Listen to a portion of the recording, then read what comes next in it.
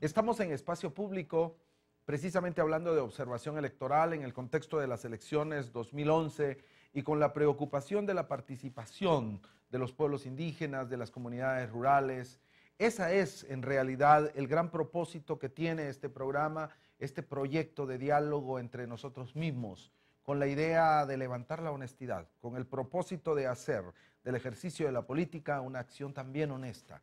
Y con esa idea, hablando de la observación electoral, pero más enfocados en términos de lo que está sucediendo en el país, ¿cómo ven ustedes desde esa observación y ese ejercicio el trabajo que el Tribunal Supremo Electoral ha desarrollado durante este periodo y lo que queda a continuación del proceso? Bueno, el tribunal creo que ha ido desarrollando algunas capacidades y conocimientos para la implementación de procesos electorales. Hemos de recordar a la población que este Tribunal Supremo Electoral ha organizado 13 procesos al día de hoy. De ellos, 6 han sido elecciones generales de país para elegir presidente, vicepresidente y todas las demás autoridades en el legislativo y gobierno local. En esos 13 procesos electorales me parece que el tribunal ha ido ganando conocimiento y ganando asertividad a la hora de administrar y de implementar los procesos electorales. Sin embargo, este proceso de elecciones generales 2011 ha sido atípico a los otros de la apertura democrática. Ha sido un proceso en el que ha habido mucha desconcentración de implementación de las elecciones por causa de la judicialización de la política. El tribunal tuvo que ocuparse de emitir fallos jurídicos por candidaturas controversiales como las que se estuvieron debatiendo a lo largo de este proceso electoral, y me parece que eso en gran medida distrajo al tribunal de su principal función en un año electoral, que es la planificación, diseño, implementación, administración y evaluación de un proceso de elecciones generales. Ha tenido grandes retos. Seguir ampliando la cobertura de las circunscripciones electorales. Que son de alguna manera una gran oportunidad, especialmente para pueblos indígenas, especialmente para el área rural. ¿Eso es correcto? Efectivamente, yo creo que ahí nos quedó a deber al Tribunal Supremo Electoral, porque el crecimiento de circunscripciones electorales del 2007 a la fecha fue un crecimiento relativamente tímido, que no llegó al 40% de las que ya habían funcionado en el 2007. Me parece que con el objetivo de poder garantizarle a los pueblos indígenas todas las condiciones para emitir el voto, se debe apostar más por la descentralización del proceso electoral, y esto se logra a través de la ampliación de circunscripciones electorales municipales. La creación de estas circunscripciones electorales permitieron el triunfo de la UNE en la elección pasada. ¿Fue determinante o creen ustedes que también hicieron observación en esa oportunidad? ¿Creen ustedes que eso fue determinante? Efectivamente, podemos afirmar que hubo un incremento de la participación político-electoral a raíz de las circunscripciones electorales municipales. Aquí hay un tema que hay que discutir, don Álvaro, que es el peso relativo que tiene cada municipio en el padrón general. Estamos hablando que solamente 16 municipios representan el 30% del padrón. De esos 16 municipios, 9 son del Distrito Central. Solamente el Distrito Central, la capital del departamento de Guatemala, representa para estas elecciones el 11% del total del padrón. Y para las elecciones del 2007 representó el 13%. Y acá efectivamente hay mucho menor abstencionismo, por ejemplo, que en el interior de la República. Entonces, aunque se logró llevar los centros de votación a las áreas indígenas, todavía el nivel de abstencionismo fue alto. Y si a eso sumamos que representan cuotas muy pequeñas del padrón general, podemos afirmar que la estrategia de la UNE en el 2007, principalmente en la segunda vuelta, fue sumar todos las pequeñas circunscripciones electorales para poder al final contrarrestar el gran peso que tuvo el Patriota en aquel entonces de votos tanto en el Distrito Central, en los municipios de Guatemala y en Oriente, que fue donde estaba su mayor caudal electoral. Y precisamente ese es un asunto muy interesante, porque el dato último del empadronamiento que se ha recibido es que 8 departamentos pueden determinar la elección en esta oportunidad. Eso nos vuelve a colocar las circunscripciones electorales en una posibilidad determinante en términos de elecciones. Esa participación de pueblos indígenas, ¿cómo la han medido? ¿Cómo la han visto en los procesos anteriores comparado con este proceso? Ya entendiendo nuestro diálogo desde un análisis de realidad? Me parece que ya en específico con los pueblos indígenas hemos identificado un gran déficit de formación política con los pueblos indígenas. Me parece que se ha ido dando pasos concretos y aquí hay que resaltar el trabajo de algunas organizaciones comunitarias, organizaciones de base, principalmente campesinas, que han promovido todo un esfuerzo para poder hacer para poder promover programas de formación política en los pueblos más alejados y con los grupos étnicos pues, más representativos de todo el país. Sin embargo, eso ha ido lento, ha ido poco a poco. Y creemos que es necesario seguir fortaleciendo este tipo de esfuerzos para que, digamos, los pueblos indígenas reconozcan el gran poder que tienen como pueblo. Porque si hablamos en términos del peso que tienen los pueblos indígenas en el país, estamos hablando de alrededor de un 60% de la población total del país. ¿Qué pasó con Rigoberta en el 2007? Yo creo que el caso de la doctora Menchú nos refiere que los guatemaltecos no votamos por segmentos específicos. O sea, los indígenas no votan por los indígenas, los evangélicos no votan por evangélicos, los ladinos no necesariamente votan por ladinos. Eso nos habla de que en Guatemala la cultura política no es apegada a un segmento de identidad. Los universitarios no necesariamente votan por universitarios. Se ha hablado mucho de que, por ejemplo, las elecciones de los 2011 fue una elección de universitarios. Participan exrectores como candidatos tanto al binomio presidencial como a otros espacios electos por voto popular. Entonces vemos que no hay en Guatemala una cultura política que tenga una identidad definida. Y me parece que en el caso del 2007 con la doctora Menchú, ese fue la ratificación de que los indígenas no necesariamente votan por indígenas y que las mujeres no necesariamente votan por mujeres. Y ese es uno de los rasgos curiosos de nuestra estructura política, porque en otros países el tema de la formación política me parece que contribuye a tener voto duro, voto disciplinado y a reivindicar luchas de esos sectores. Es decir, que las mujeres reivindiquen los espacios políticos para las mujeres y que logren llevar a sus candidatas a puestos de elección popular. ¿Y en esta elección cómo esperamos esa participación? En esta elección creo que es el gran reto para las mujeres guatemaltecas, porque estamos hablando que las mujeres guatemaltecas están dominando el padrón general del 2011. El día de ayer el Tribunal Supremo Electoral hacía público que hay por lo menos 100,000 mujeres más que hombres en el padrón general. Estamos hablando que por primera vez en la historia de nuestro país el 52% del padrón son mujeres. Pero el gran reto en este caso es primero que participen, que no solamente se les haya abierto la oportunidad de participar, sino que efectivamente vayan a las urnas y voten. No importa que voten por una mujer o que voten por un hombre o por X o Y partido, sino que en primera instancia emitan su voto. Y luego nos da mayor esperanza, sobre todo porque las mujeres, lo han demostrado en la historia de nuestro país, están preocupadas de las condiciones más necesarias para reproducir la vida. A ellas les preocupa propuestas concretas de cómo luchar contra el hambre en Guatemala, cómo luchar contra la desnutrición, cómo tener una fuente de empleo para tener ingresos y poder alimentar a su familia. Y la esperanza es que las mujeres que tienen esa visión más humana puedan emitir un voto crítico, un voto comprometido con esos ideales y con ese compromiso que tienen como muchas cabezas de hogar. Y precisamente el tema de la observación nos permite identificar estos problemas nacionales, a reconocer el fenómeno de la evolución del sistema político o no. Hay toda una crítica fuerte de muchos sectores alrededor de un sistema clientelar que está gastando muchísimo dinero.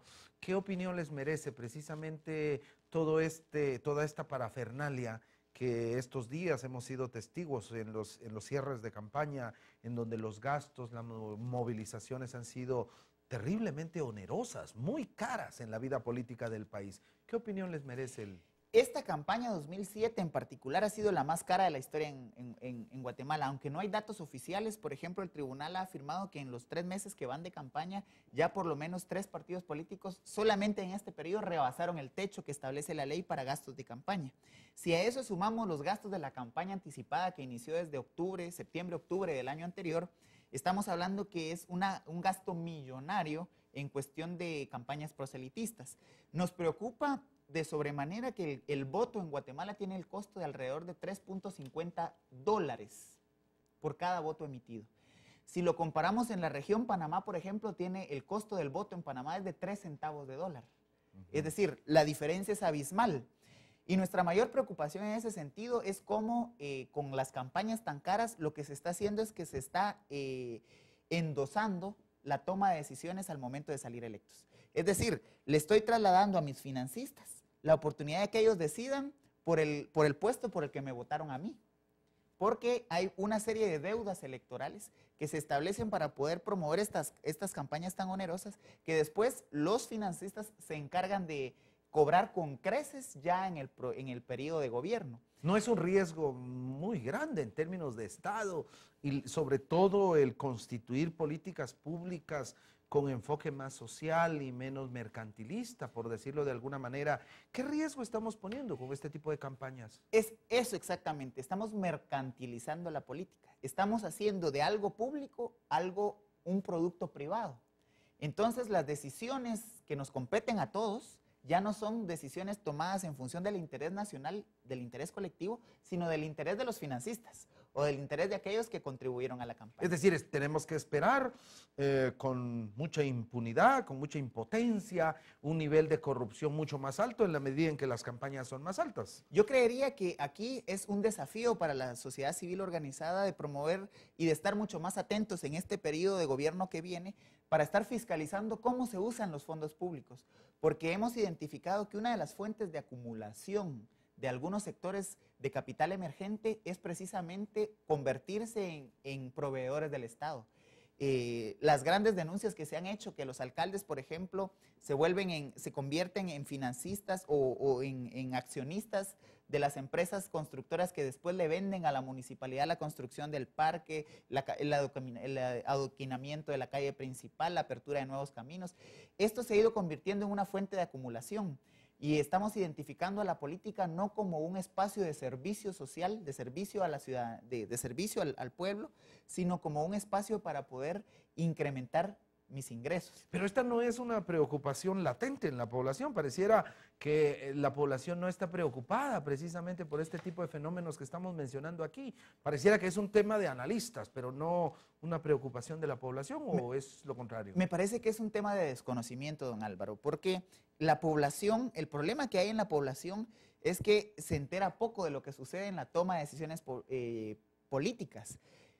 Una gran parte de la población guatemalteca se conforma con ir el día de las elecciones a emitir su voto, pero después se olvidan de que ellos eligieron a la autoridad que tienen. Y es como entregarle un cheque en blanco al alcalde. Es decir, yo con mi voto y después olvidarme del gobierno local, lo que estoy haciendo es firmarle al alcalde un cheque en blanco de varios cientos de millones de quetzales para que él haga con ese dinero lo que quiera. Me parece que la actitud de aquí en adelante para consolidar nuestra democracia es que la ciudadanía se interese en los temas públicos, en los temas de lo local, que se informen de cómo se están gastando sus recursos, porque además el dinero que el alcalde gasta en las obras locales, el dinero que el presidente gasta en la política pública, el dinero que el ministro gasta en las políticas específicas, en las políticas sectoriales, no es de ellos, es del pueblo. En ese sentido, los guatemaltecos votan, eligen. ¿Qué hacen el día de las elecciones, en el momento de marcar una papeleta? Esa es una pregunta fundamental, don Álvaro. En Guatemala estamos cayendo en un modelo de representación democrática donde ya no elegimos, sino optamos. Es decir, el menú por el cual vamos a votar el 11 de septiembre no lo definimos los guatemaltecos. Es un menú forzado. Y precisamente para terminar de hablar del menú, para tener algunas conclusiones y para lanzarnos a llamar a la participación política de todos los guatemaltecos, de todas las guatemaltecas, regresamos después de estos mensajes en Espacio Público.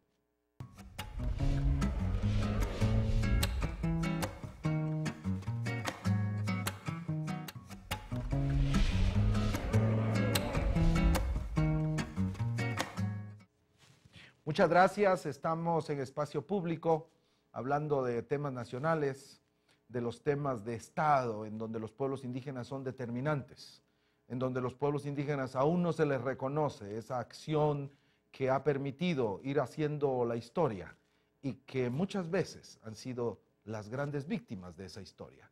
Hoy, como actores nuevos, queremos verlos de diferente manera, queremos vernos de diferente manera. Y en ese sentido, también preguntar, en ese ejercicio de observación y quizás con una gran dosis de especulación, ¿qué podemos esperar para el 11 de septiembre? ¿Qué va a pasar este domingo, el día de las elecciones? Bueno, el primer gran reto creo es la seguridad. O sea, debemos de hacer un llamado a la sociedad guatemalteca que se comprometa con una jornada electoral lo más tranquila, lo más sana, lo más pacífica posible. Eso coincide con lo que los partidos políticos han dicho en términos de que el tema de campaña ha sido la seguridad. ¿También el tema de las elecciones será el asunto de seguridad? Pero no como un eslogan, sino como un compromiso ciudadano. Porque el clima de seguridad o inseguridad lo hacemos los ciudadanos. Es decir, y aquí es el llamado, ¿no? A evitar precisamente en algún momento un llamado de algún partido político a hacer alguna manifestación, a buscar alguna confrontación con otra base partidaria. Es decir, no reivindicamos el tema de seguridad como un eslogan, sino estamos reivindicándolo como un desafío de sociedad. Como sociedad todavía somos una sociedad violenta. Los índices de violencia en el país no es de extraterrestres, es de guatemaltecos. ¿Y lo puede resolver un presidente? No puede hacerlo en poco tiempo y no puede hacerlo solo, sino es un tema de compromiso social, un tema de compromiso de toda la sociedad, de todo el pueblo guatemalteco. Porque nuestra forma tradicionalmente de resolver nuestros conflictos es a través de la violencia. La mamá que se enoja con el hijo y lo primero que hace es que le jala la oreja o le jala el pelo. O el papá que le dice a su hijo pequeño que lo están molestando en la escuela, pegales. Es todo un tema de cultura, pero no de cultura y de identidad étnica, sino de cultura de país. ¿Dónde esperan violencia electoral ustedes este 11 de septiembre? Hemos identificado principalmente municipios y departamentos que tienen candidatos a alcaldes que van por la reelección, por ejemplo, y que ya hay condiciones que nos pueden decir que va a haber algún tipo de problema. Quiché es uno de los casos concretos. ¿Ciudad de Guatemala? Ciudad de Guatemala ha sido tradicionalmente un área muy estable, muy controlada por la gran cantidad de presencia de efectivos militares y de la policía que ese día se despliegan en todo el departamento de Guatemala, no solamente en la capital. Nos preocupa mucho Huehuetenango. Quetzaltenango. Yo estoy mencionando los municipios que responden a las características que usted mencionó. Efectivamente, nos preocupa predominantemente Huehuetenango y Quiché. Luego Quetzaltenango y San Marcos, que también tienen muchos alcaldes que van a la reelección y que han sido candidaturas controversiales, históricamente no han representado o no se ha identificado que su forma de resolver los conflictos sea por la violencia. Pero precisamente pensando en esa violencia y queriendo hacer un ejercicio que ayude a que no exista la violencia, ¿qué le podemos decir a la población en este momento tan determinante del ejercicio ciudadano guatemalteco? En primera instancia, que participen, que salgan a las urnas a emitir su voto, a realmente comprometerse con su derecho, pero que también con su deber ciudadano de participar en elecciones generales y de hacerlo de una forma pacífica, de una forma en la cual construyamos un proceso electoral que sea una fiesta cívico-nacional y que no importa por quién votan, no importa cuál va a ser su opción, más bien sí ir a votar y votar con conciencia crítica, pero dentro de un clima de mucha paz social. Paz social, precisamente la aspiración histórica de esta sociedad. Efectivamente también invitarlos a que vayan, que participen. Y en ese momento importante de emitir su voto, recordar lo que hemos venido repitiendo siempre. Su candidato tiene que ser honesto, porque con ser honesto es suficiente. Muchísimas gracias por compartir con nosotros. Fue Espacio Público. Soy Álvaro Pop y fue un honor tener este encuentro en este espacio público con ustedes. Muchísimas gracias.